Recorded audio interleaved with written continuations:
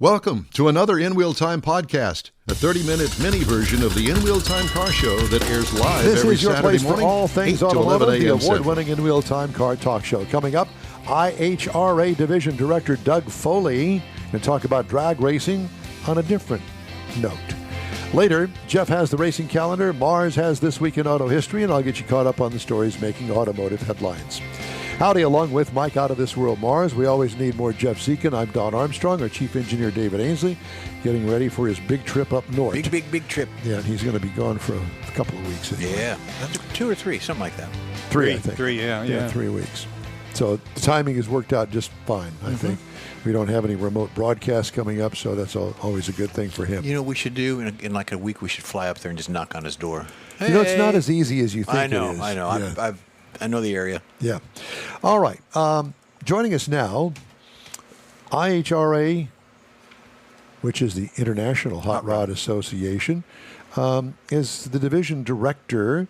His name is Doug Foley. Doug, good morning to you.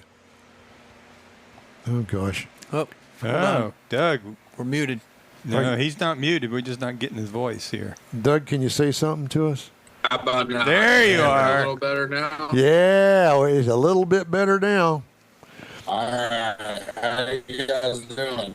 Well, God, he's kind of gargly, isn't Yeah, he? Isn't he, gargly. Mr. Mars? Yeah, his internet. If he moves the wrong place, his internet drops. Yeah, your internet sucks. So we're gonna put you on hold for a minute. You and Mars are gonna work out this so we can hear every stinking word you got to say. So you just hang in there. Mr. Mars will lead you through what we need to go through. Oh, Lord. Are you sure you want him to do that? Yeah, I don't know. Oh, okay. I'm not sure about All right. that. So I will give you this. IHRA, they were a force back in the day, and they were the competitor to NHRA. And different rules, different regulations, different sanctioned racetracks. Different cars. Well, they were. Yeah. Yes. Because of the different rules, the car builders built cars to the IHRA rules as opposed to the NHRA rules. So there was this kind of a divide there. It was founded in 1971 by Larry Carrier, has since become a prominent organization for grassroots drag racing, including the IHRA Summit Super Series, a prominent bracket racing championship. In recent years, IHRA has seen ownership changes and a renewed focus on its core values of integrity and passion for the sport. And so I told you that we're talking about Larry Carrier started it in 71. And the events are different and at different racetracks. It started at Carrier's Bristol International Speedway Dragway. It says here, IHRA sanctions races across North America with a particularly strong presence in Canada, where it holds 3 national drag racing events, according to Wikipedia. Now, that'd be a fun road trip. Yeah. Go to Canada.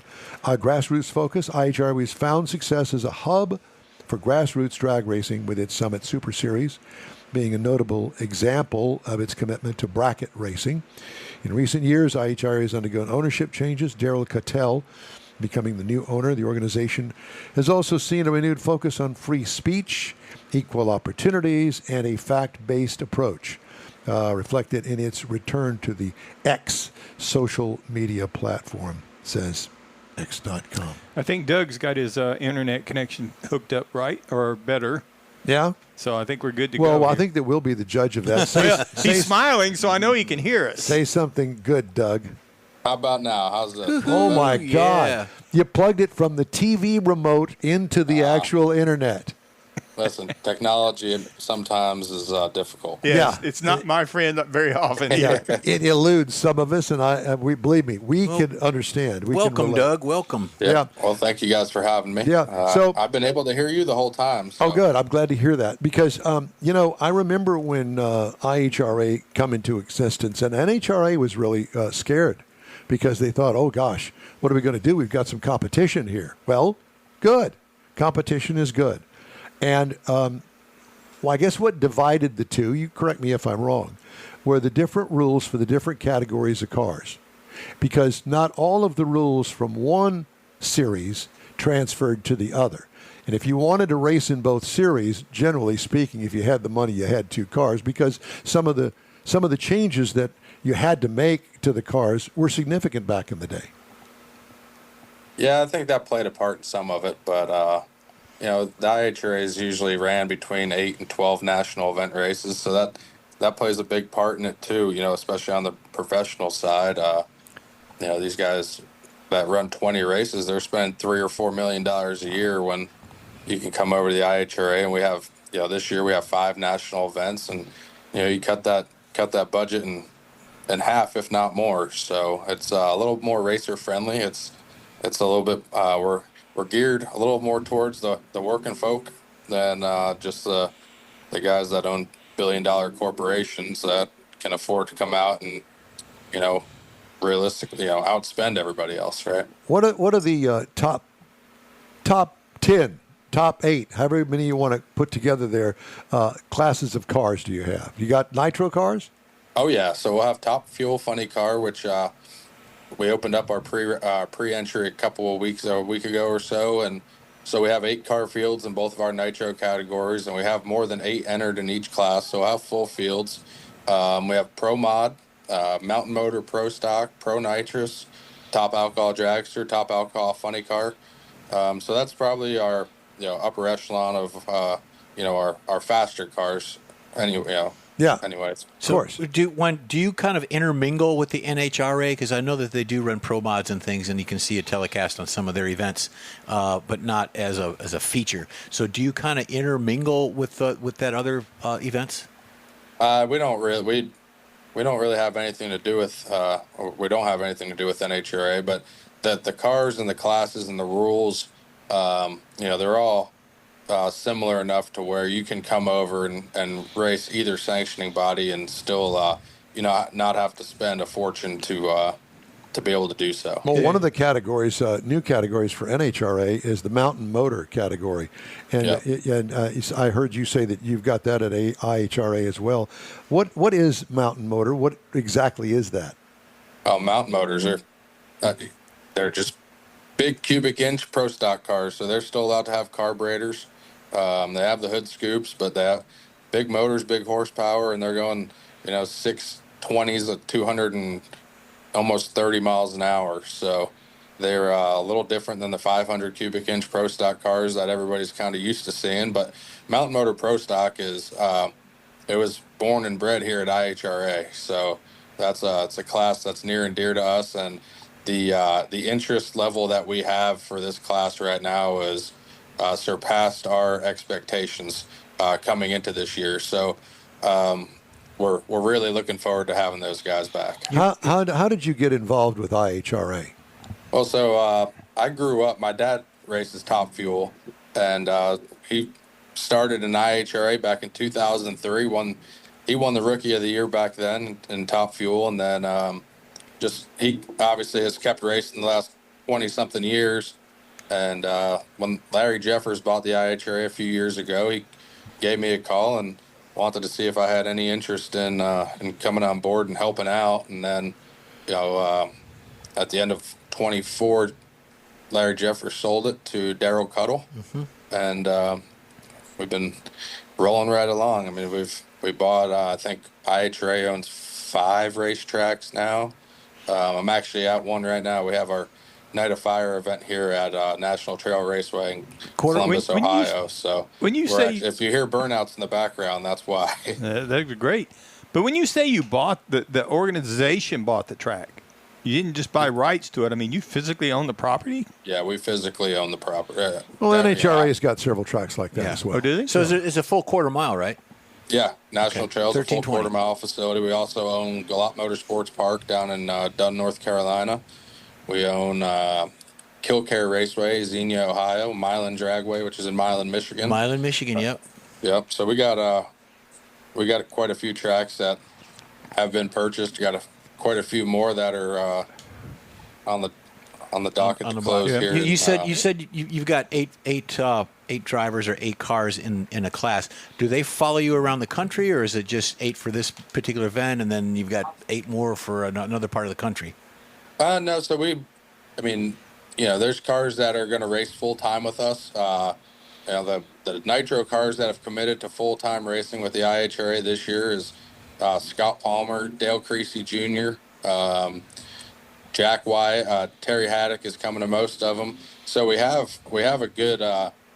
We didn't start this deal really till beginning of May, end of April, beginning of May for this year. So obviously there's been a lot of talk about it, but going out and actually doing it now, we're 2 weeks away from crowning champions at our first event. Cool. Since the IHRA has been bought and rebranded. The IHRA hasn't had a top fuel car race in over 15 years. Wow. So, Well, now you got a full field of cars. we have a full field of cars. There's a lot of excitement. A top fuel funny car that pays $50,000 to win. It pays Wow. $15,000 just to qualify. So, Well, your dad, he used to race at NHRA?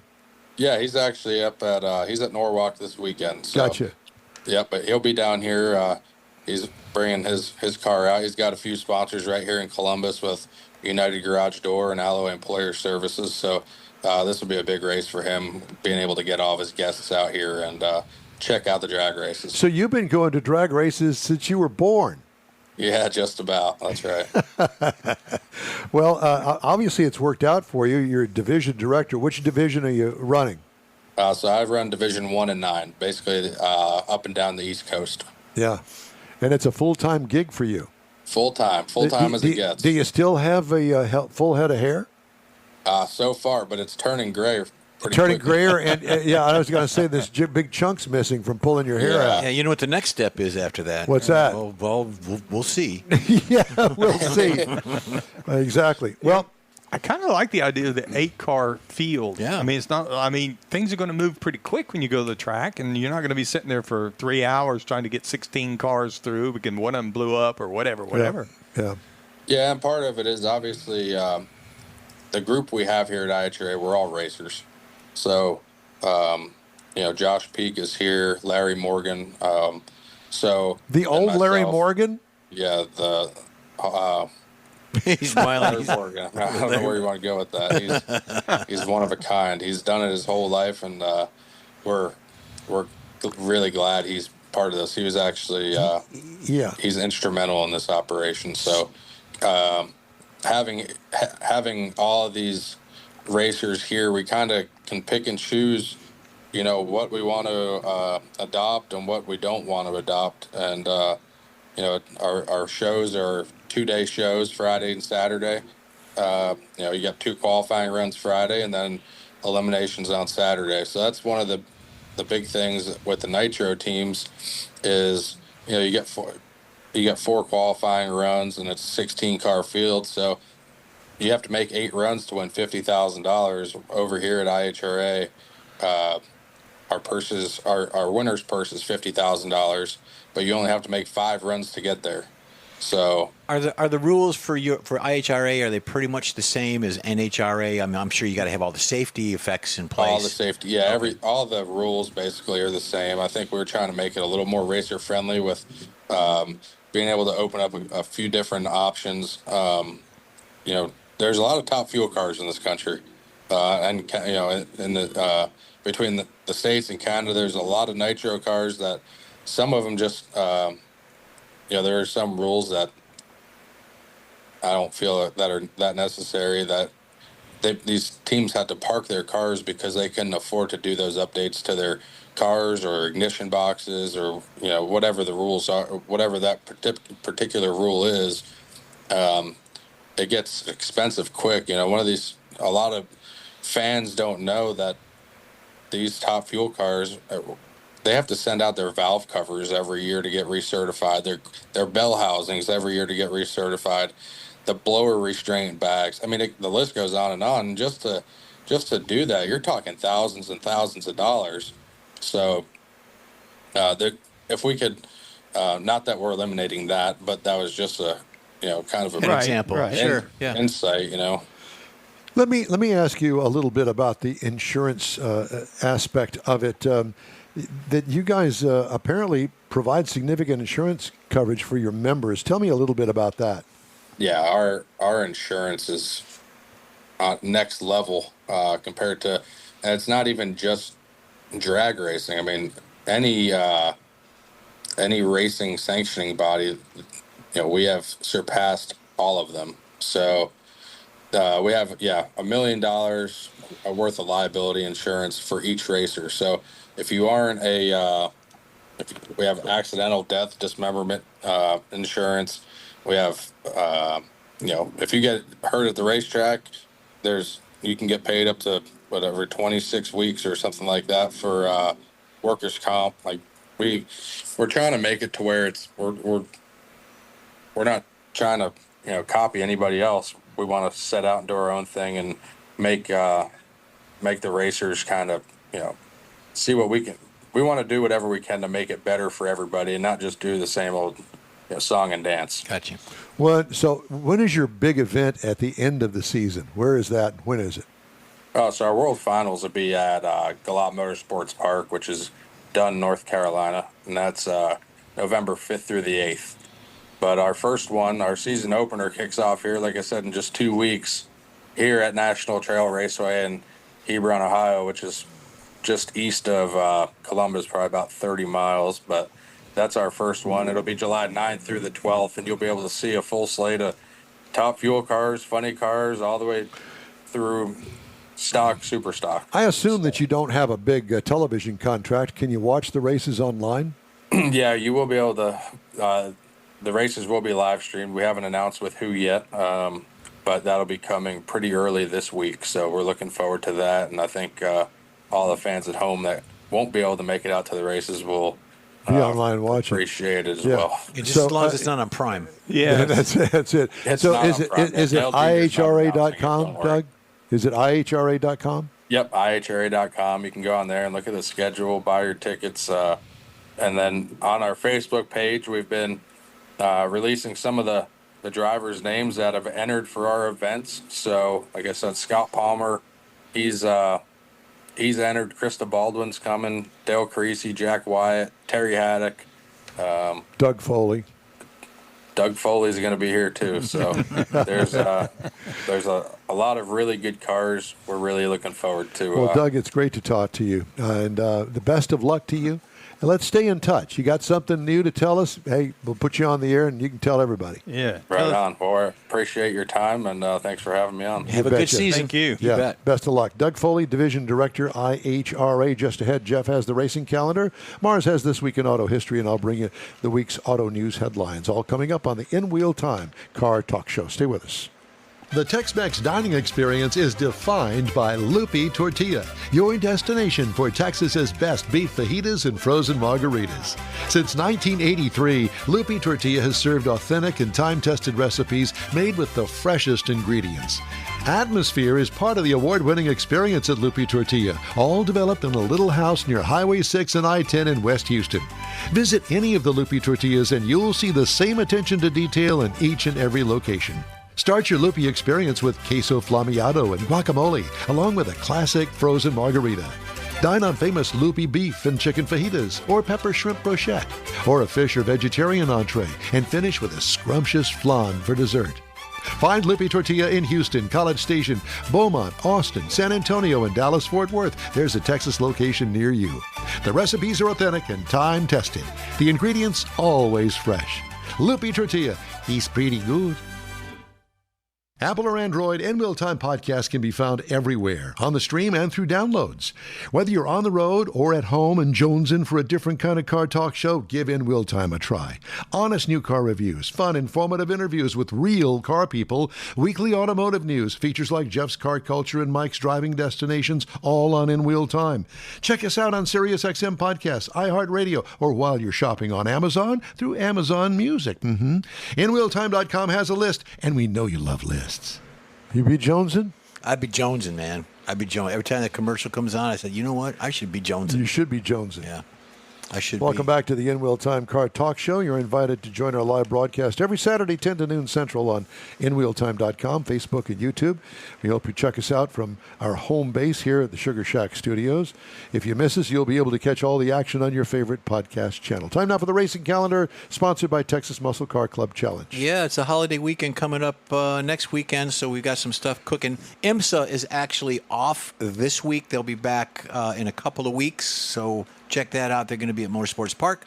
Xfinity Series. Yesterday, the Xfinity ran in Atlanta. I didn't get any details and really didn't have an opportunity to watch it because I was doing other things last evening. Yeah, yesterday, the 27th. And then NASCAR, Saturday, today, they're in Atlanta.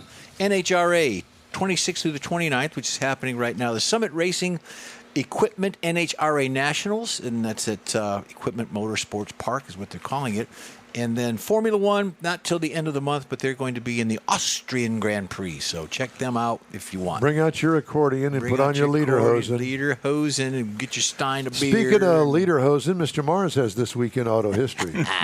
Yeah, buddy. Lots of things going on this week in auto history. So starting this week in 1906, it was the first French Grand Prix. Now, this was organized by the Automobile Club de France. Ooh la la. And it was the first official motor racing Grand Prix, which set the stage or the precedent for the modern Formula One racing.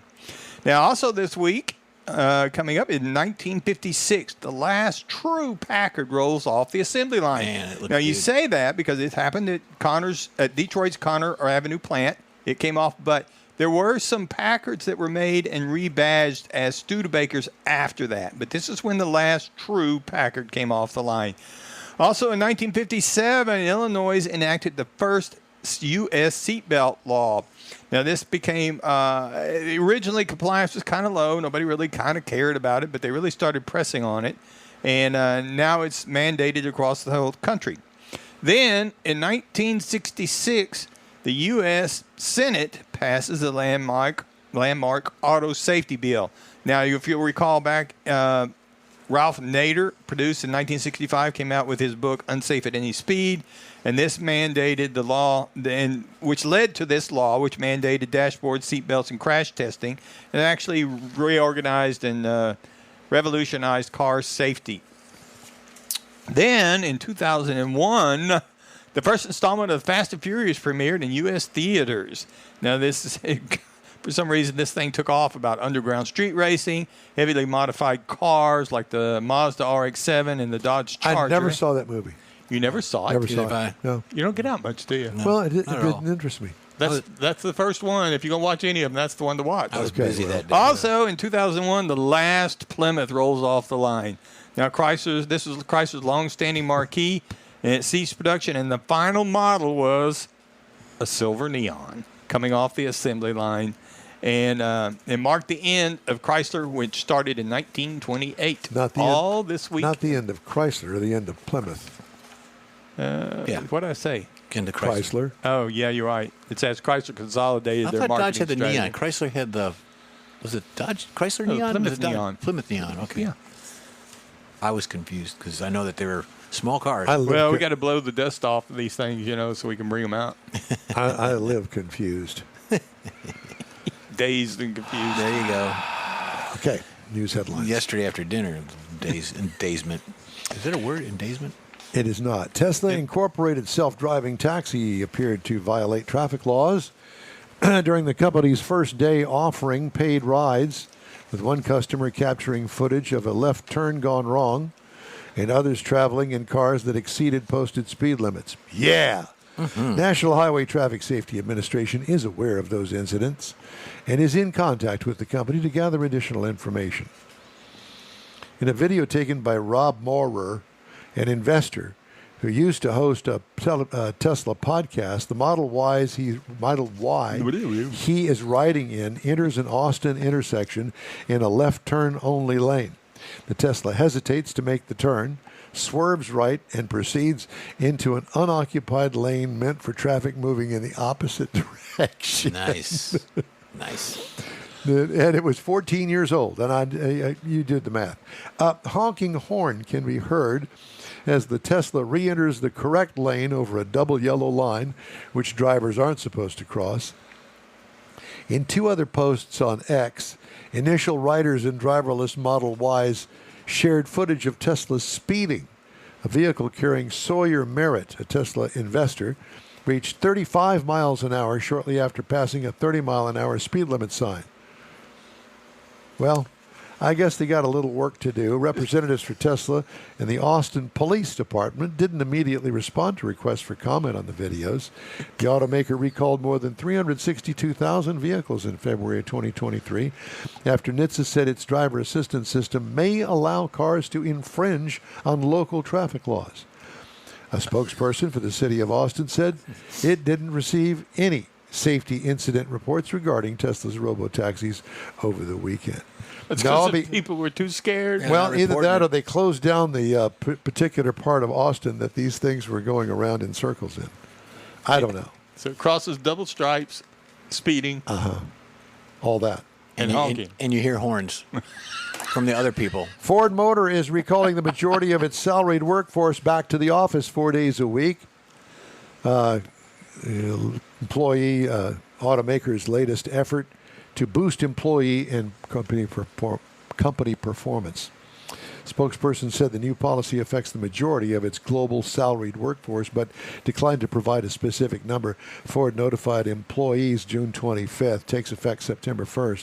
Businesses around the world have grappled with how much flexibility to allow workers since the 2020 coronavirus pandemic. Some, such as J.P. Morgan and Amazon, have mandated that hybrid workers return 5 days a week. Everybody back to work. All right. We'd love to hear from you. Shoot us an email. The address is info@nwheeltime.com. And we will continue and say goodbye after these brief messages. You own a car you love. Well, why not let Gulf Coast Auto Shield protect it? Houstonian John Gray invites you to his state-of-the-art facility to introduce you to his specialist team of auto enthusiasts. We promise you'll be impressed. Whether you're looking to massage your original paint to a like-new appearance, apply a ceramic coating, install a paint protection film, nano-ceramic window tint, or new windshield protection called ExoShield, Gulf Coast Auto Shield is where Houston's car people go. Curbed your wheels? Instead of buying new, why not have them repaired? How about a professionally installed radar detector? Gulf Coast Auto Shield does that too. Get a peek inside the shop and look at the services offered by getting online and heading to gcautoshield.com. Better yet, stop by their facility at 11275 South Sam Houston Tollway, just south of the Southwest Freeway, and get a personal tour. Gulf Coast Auto Shield is your place to go for all things exterior. Call them today, 832-930-5655 or gcautoshield.com. The award-winning In Wheel Time Car Talk Show now reaches 5.3 million folks each year. Check us out on InWheelTime.com, the Odyssey radio app, YouTube, Facebook, and just about every other entertainment source out there, including our live broadcast every Saturday, 10 to noon Central Time. The In Wheel Time Car Talk Show has informative automotive guest interviews, new car reviews, along with popular features including Jeff's Car Culture, the latest new cars, cruise-ins, and racing dates. It's InWheelTime.com. Join us. Well, that's all for this week's In Wheel Time Car Talk Show. Be sure and check us out online at InWheelTime.com. We're always looking for new, informative, and fun automotive things to bring to our global audience. If you have an idea, event, or a road trip destination you'd like for us to feature, let us know. Our email address is info@InWheelTime.com. When you're looking for award-winning car talk, you can find the In Wheel Time Car Talk Show 24/7 on the In Wheel Time app. When you're on the road this summer, grab a podcast from your favorite podcast provider, including the new SiriusXM podcast channel and Odyssey Radio's app. We video stream our live show every Saturday, 10 to noon on Facebook, YouTube, and InWheelTime.com. The In Wheel Time video technical director is We Always Need More Jeff Zekin. The booking agent, video editor, people finder, and do-all, Mike Out of This World Mars. And Chief Engineer David Ainsley. I'm Don Armstrong. Be safe out there. Stay cool. Have a great and safe 4th of July week. Absolutely. From all of us here at the In Wheel Time Car Talk Show. We'll see you soon.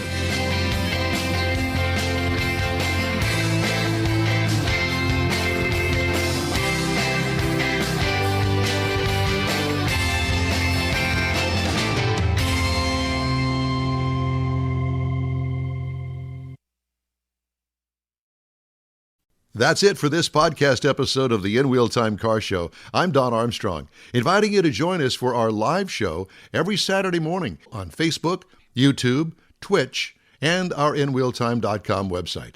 Podcasts are available on Apple Podcasts, Spotify, Stitcher, iHeart Podcast, Podcast Addict, TuneIn, Pandora, and Amazon Music. Keep listening, and we'll see you soon.